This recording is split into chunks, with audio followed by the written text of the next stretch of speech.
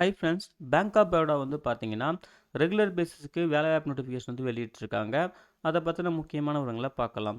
So, இந்த table first கிளியரா பார்த்துக்கங்க. என்ன சீரியல் நம்பர், என்ன போஸ்ட்டு, என்ன பே ஸ்கேல்ல வருது, பேக்லாக் வேகன்சி எவ்வளோ, என்ன ஏஜ் லிமிட் இருக்கணும், எஜுகேஷன் குவாலிஃபிகேஷன் என்ன, எக்ஸ்பீரியன்ஸ் எவ்வளோ தேவைப்படுதுன்னு சொல்லிட்டு தெளிவா குடுத்துருப்பாங்க. இந்த டேபிள் கிளியரா பார்த்துக்கங்க.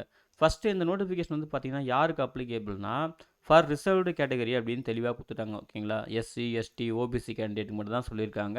ஸோ அவங்க மட்டும் இதை பாருங்கள். ஓகேங்களா?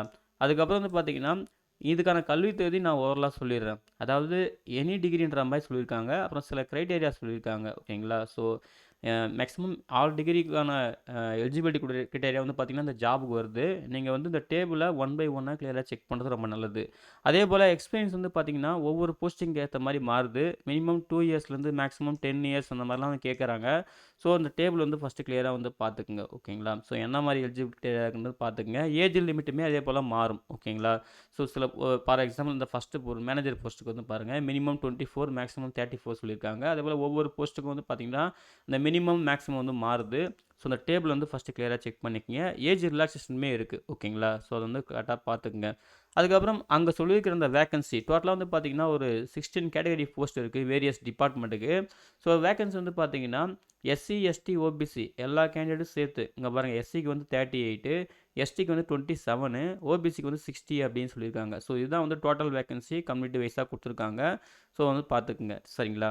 அதுக்கப்புறம் அப்பர் ஏஜ் லிமிட்டில் ஏஜ் ரிலாக்ஸேஷன் இருக்குது. எஸ்சி, எஸ்டிக்கு 5 இயர்ஸ், ஓபிசிக்கு 3 இயர்ஸ்.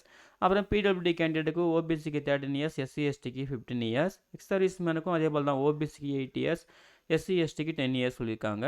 1984 இயர்ஸில் அஃபெக்ட் ஆன ஃபேமிலி பர்சன்ஸ்க்கு 5 இயர்ஸ் சொல்லியிருக்காங்க. ஸோ இந்த ஏஜ் ரிலாக்ஸேஷனுமே நீங்கள் பார்த்துக்குங்க. நெக்ஸ்ட் வந்து பார்த்தீங்கன்னா, அப்ளிகேஷன் ஃபீஸு. அதாவது ஓபிசி கேண்டிடேட்டுக்கு வந்து 850 plus GST payment gateway charges அப்படின்னு சொல்லியிருக்காங்க. இன்க்ளூசிவ்னு சொல்லியிருக்காங்க. செக் பண்ணிக்கோங்க. அப்புறம் SC, ST, PWD, ESM, DSM அதாவது ex service man woman candidate இவங்களுக்குலாம் பார்த்தீங்கன்னா 175 அப்படின்னு சொல்லியிருக்காங்க. சரிங்களா? இதில் வந்து பார்த்தீங்கன்னா இன்க்ளூசிவ் ஆஃப் ஜிஎஸ்டி சொல்லியிருக்காங்க. ப்ளஸ் பேமெண்ட் கேட்வே சார்ஜஸ் சொல்லியிருக்காங்க. செக் பண்ணிக்கோங்க. சரிங்களா? லொக்கேஷன் ஆஃப் போஸ்டிங் வந்து எனிவேர் இன் இந்தியா கொடுத்துருக்காங்க. தேவைப்பட்டால் எங்கே வேணாலும் ஒர்க் பண்ணுற மாதிரி இருக்கும் இந்தியாவில் அப்படின்னு சொல்லியிருக்காங்க. பே ஸ்கேல் பற்றியுமே கொடுத்துருக்காங்க. நீங்கள் எந்த பே ஸ்கேலில் வரீங்க, ஸோ உங்களுக்கான பேசிக் பே என்ன, அலவன்ஸ் என்ன அப்படின்னு சொல்லிட்டு கொடுத்துருக்காங்க. அதையும் செக் பண்ணிக்கலாம். சரிங்களா? அப்புறம் சர்வீஸ் பாண்டு ப்ராபேஷன் பீரியட் வந்து பார்த்தா 12 மந்த் அப்படின்னு சொல்லியிருக்காங்க. அதாவது இந்தியன் சிட்டிசன்ஸ் வந்து யார் வேணாலும் அப்ளை பண்ணலாம்னு சொல்லியிருக்காங்க. செலெக்ஷன் ப்ரொசீஜர் வந்து பார்த்தீங்கன்னா, பர்சனல் இன்டர்வியூ இருக்கும். உங்கள் அப்ளிகேஷன் பேஸ் பண்ணி பார்த்தீங்கன்னா ஷார்ட் லிஸ்ட் பண்ணுவாங்க.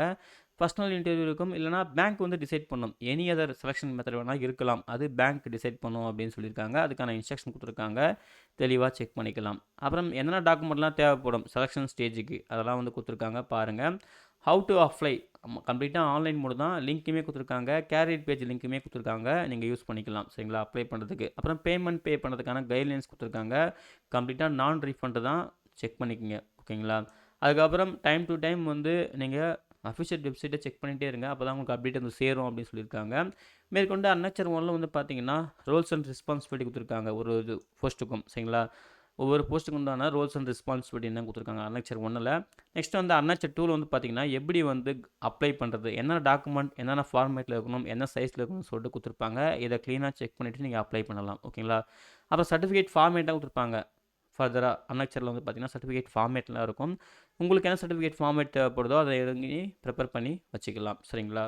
ஸோ அவ்வளோதான் ஃப்ரெண்ட்ஸ். இதுதான் வந்து பார்த்தீங்கன்னா, பேங்க் ஆஃப் பரோடா அறிவிச்சிருந்த வேரியஸ் போஸ்ட்டுக்கான வேலைவாய்ப்பு. ஓகேங்களா? இது வந்து ரெகுலர் பேசிஸ் சொல்லியிருக்காங்க. Only for reserved category SC, ST, OBC மட்டும் தான் சொல்லியிருக்காங்க. இதுக்கு லாஸ்ட் டேட் வந்து பார்த்தீங்கன்னா 19 ஆகஸ்ட் 2025 தான் லாஸ்ட் டேட்டு. ஸோ குயிக்காக ரெஃபர் பண்ணுங்கள். உங்களுக்கு எலிஜிபிலிட்டி எல்லாம் மீட் ஆச்சுன்னா ஆன்லைனில் மிஸ்டேக் இல்லாமல் அப்ளை பண்ணுங்கள். எல்லாருக்கும் wish you all the best. Thank you.